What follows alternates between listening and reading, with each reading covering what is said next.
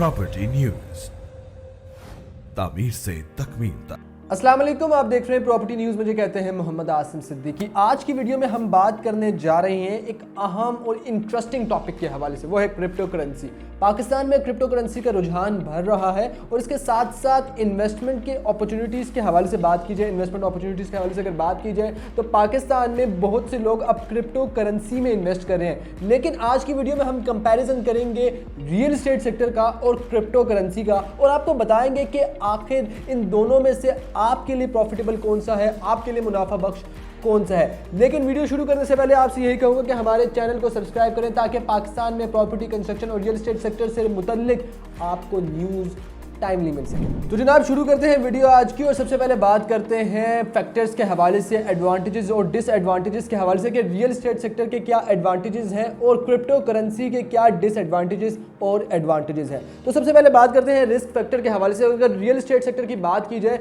तो real estate sector में हमें रिस्क कम दिखाई देता है बनिस्बतन क्रिप्टो करेंसी के। उसकी बुनियादी वजह आपको बताता हूँ।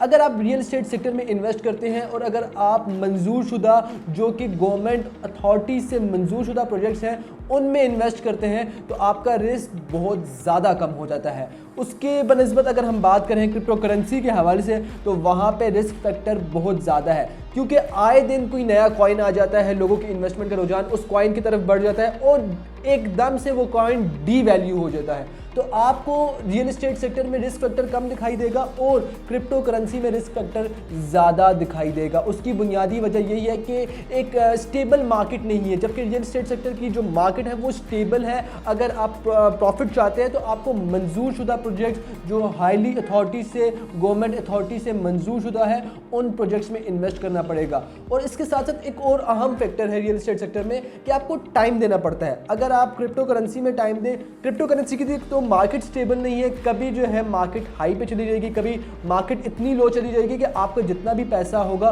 वो डूब जाएगा। लेकिन अगर आप रियल एस्टेट सेक्टर में इन्वेस्ट करते हैं तो आपकी मार्केट जो है स्टेबल रहेगी। आपको पता है कि यार एक साल बाद मैंने जो है अगर 10 लाख का प्रॉफिट करना है तो एक साल बाद मेरा प्रॉफिट 20 लाख का होगा या 18 लाख का होगा। लेकिन क्रिप्टो करेंसी में ऐसा नहीं है। क्रिप्टो करेंसी में अगर आपका एक वक्त में प्रॉफिट 18 लाख है तो दूसरे वक्त में आपका प्रॉफिट 30 लाख भी हो सकता है या आपका प्रॉफिट 2 लाख भी हो सकता है।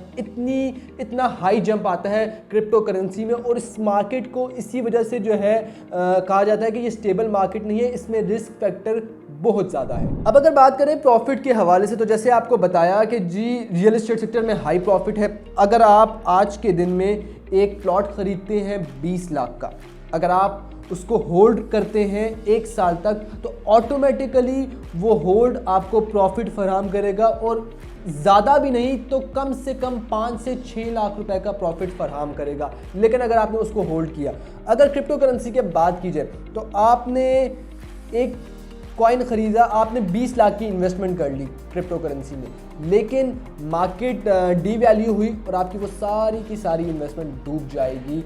इस तरह के वाक़यात देखने में आया और यही वजह है कि रियल एस्टेट सेक्टर को जो है प्रॉफिटेबल करार दिया गया और जो क्रिप्टो करेंसी है उसको प्रॉफिटेबल करार नहीं दिया गया। और पाकिस्तान का सबसे बड़ा स्कैम अगर कहें डिजिटल स्कैम तो वो अब क्रिप्टो करेंसी को करार दे दिया गया है, जिस पर FBI ने भी एक्शन लिया है। और पाकिस्तान में जो क्रिप्टो करेंसी की कंपनी है बाइनेंस, उनके जो मैनेजिंग डायरेक्टर हैं उनको नोटिस भी जारी किया है। तो रियल एस्टेट सेक्टर में ऐसा कोई सीन नहीं है। रियल एस्टेट सेक्टर में अगर आप प्रॉफिट चाहते हैं तो आपको अथॉरिटीज़ का जो है प्रॉपर देखना पड़ेगा कि ये प्रोजेक्ट अथॉरिटी से मंजूर शुदा है, ये ज़मीन किसी डिस्ट्रिक्ट काउंसिल में जो है मंजूर शुदा है या नहीं। इसके बाद आपको जो है एक ख़ास वक्त इंतज़ार करना पड़ेगा और उसके बाद ऑटोमेटिकली प्रॉफिट आपका होगा।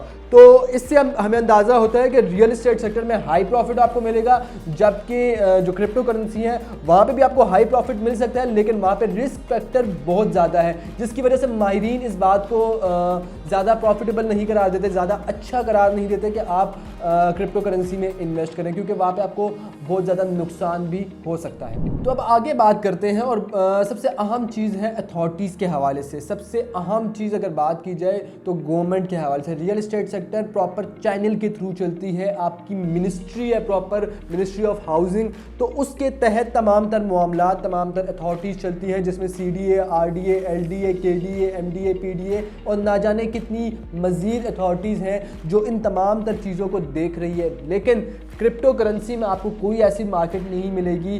ब्लैक मार्केट का जो है इंकशाफ हुआ है कि क्रिप्टो करेंसी एक ब्लैक मार्केट है। आपका हवाई पैसा है। आज अगर आपके पास पैसा है तो कल आपके पास पैसा नहीं होगा। वो पैसा कब साइबर हैकिंग के थ्रू आपके अकाउंट से चला जाए, यू नेवर नो।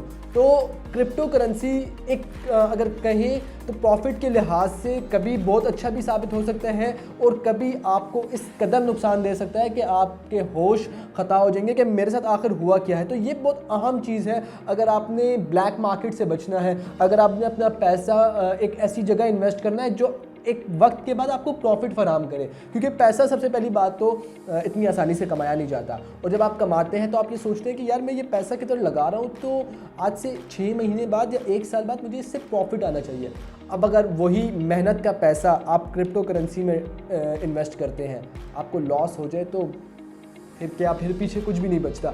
लेकिन रियल एस्टेट सेक्टर में ऐसा कोई सीन नहीं है। रियल एस्टेट सेक्टर आपको प्रॉपर प्रॉफिट फराहम करते हैं, क्योंकि प्रॉपर चैनल्स के थ्रू काम होता है। गवर्नमेंट अथॉरिटीज़ मौजूद हैं, हमारे इदारे मौजूद हैं जो तमाम चीज़ों को रेगुलराइज़ कर रहे हैं, जबकि क्रिप्टो करेंसी को अभी तक किसी भी हुकूमत ने रेगुलाइज़ नहीं किया है। क्योंकि हुकूमत अगर करना भी चाहे तो इसमें बहुत से ऐसे फैक्टर्स मौजूद हैं जो आपको कभी भी क्या कहते हैं नुकसान फराहम कर सकते हैं। ये भी इंकशाफ हुआ कि जी ये इसका जो पैसा है वो जो काला पैसा है उसमें क्रिप्टो करेंसी में वो इन्वेस्ट किया जाता है लोगों की जानिब से। इसके बाद टेररिज्म के लिए ये ब्लैक मनी यूज़ होता है। ये जो क्रिप्टो करेंसी की इन्वेस्टमेंट है ये टेररिज्म के लिए यूज़ होती है। इसीलिए हुकूमती इदारों ने अभी तक इसको क्या कहते हैं लीगल नहीं करार दिया है। पाकिस्तान में अभी तक ये लीगल नहीं है। और इसके बाद एक बहुत अहम वजह साइबर हैकिंग, जिसकी वजह से बहुत से लोगों ने अपना पैसा गंवाया है क्रिप्टो करेंसी में। और उसके बरक्स अगर हम रियल एस्टेट सेक्टर में देखें तो अगर आपने समझदारी के साथ, अगर आपने प्रॉपर अथॉरिटीज़, प्रॉपर चैनल के साथ अपनी इन्वेस्टमेंट की है तो सवाल ही पैदा नहीं होता कि आपकी जो इन्वेस्टमेंट है या आपका जो पैसा है वो डूब जाए। लेकिन क्रिप्टो करेंसी और रियल एस्टेट सेक्टर का कोई मुकाबला नहीं है अगर हम प्रॉफिट के हवाले से बात करें, अगर हम इन्वेस्टमेंट के हवाले से बात करें। तो जनाब सादा सी बात है कि रियल एस्टेट सेक्टर आपके लिए ज़्यादा प्रॉफिटेबल है और क्रिप्टो करेंसी आपके लिए बहुत ज़्यादा नुकसानदेह साबित हो सकता है। यू नेवर नो कि आपके साथ कब जो है नुकसान हो जाए, आपको आपका पैसा डूब जाए। लेकिन रियल एस्टेट सेक्टर में ऐसा कोई सिलसिला नहीं है। तो ये एक बहुत अहम वजह है कि पाकिस्तान में लोग रियल एस्टेट सेक्टर को ज़्यादा तरजीह देते हैं, ज़्यादा इन्वेस्ट कर रहे हैं। और यही वजह है कि पाकिस्तानी जो रियल एस्टेट सेक्टर है वो साल 2020 और साल 2021 में the golden era of real estate sector कहा गया है माहिरीन की जानिब से, रिसर्चर की जानिब से। तो जनाब ये थी हमारी आज की वीडियो। उम्मीद है आपको वीडियो पसंद आई होगी और हमारी इस मेहनत से अपनी मोहब्बत का इजहार करें, कमेंट करें, अपने ख्यालात का इजहार करें। इसके साथ साथ प्रॉपर्टी न्यूज़ के चैनल को सब्सक्राइब करें, हमारे फेसबुक पेज को लाइक करें, इंस्टा को फॉलो करें। मुझे अपनी दुआओं में याद रखें। अल्लाह हाफ़िज़।